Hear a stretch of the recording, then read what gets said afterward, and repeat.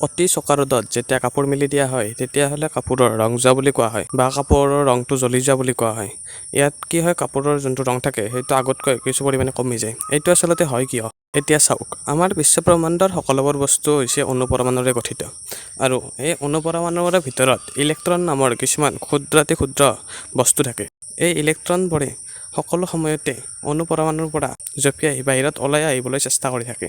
এতিয়া কি হয়, যেতিয়া এই কাপোৰটো আমি তীক্ষ্ণ ৰ'দত মেলি দিওঁ তেতিয়া কাপোৰত থকা অণু-পৰমাণুবোৰে আমাৰ সূৰ্যৰ পোহৰৰ পৰা শক্তি আহৰণ কৰে আৰু এই শক্তি অণু-পৰমাণুৰ পৰা ইলেক্ট্ৰনে আহৰণ কৰে আৰু যেতিয়া এই ইলেক্ট্ৰনসমূহে শক্তি আহৰণ কৰে তেতিয়া ই উত্তেজিত হয় আৰু অণু-পৰমাণুৰ পৰা জঁপিয়াই বাহিৰলৈ ওলাই আহে আৰু এই পৰিঘটনাটো বৈজ্ঞানিক ভাষাত ক'বলৈ গ'লে ফটোইলেক্ট্ৰিক এফেক্ট বুলি কোৱা হয়। এতিয়া যেতিয়া কাপোৰ এটা ৰ'দত বহুত সময়ৰ বাবে মেলি দিয়া হয় তেতিয়া বহু পৰিমাণৰ ইলেক্ট্ৰন এনেদৰে বাহিৰলৈ জঁপিয়াই অহাৰ বাবে কাপোৰখনৰ যিটো প্ৰকৃত ৰং থাকে তাৰ পৰিৱৰ্তে ৰংটো কিছু পৰিমাণে কমি যায়, যাক ইংৰাজীত ক'বলৈ গ'লে ফেড হোৱা বুলি কোৱা হয়। সেইবাবে অতি চোকা ৰ'দত যেতিয়া কাপোৰ মেলি দিয়া হয় তেতিয়া কাপোৰৰ ৰংটো জ্বলি যোৱা বুলি কোৱা হয় বা ৰংটো আগতকৈ কিছু পৰিমাণে কমি যোৱা বুলি কোৱা হয়।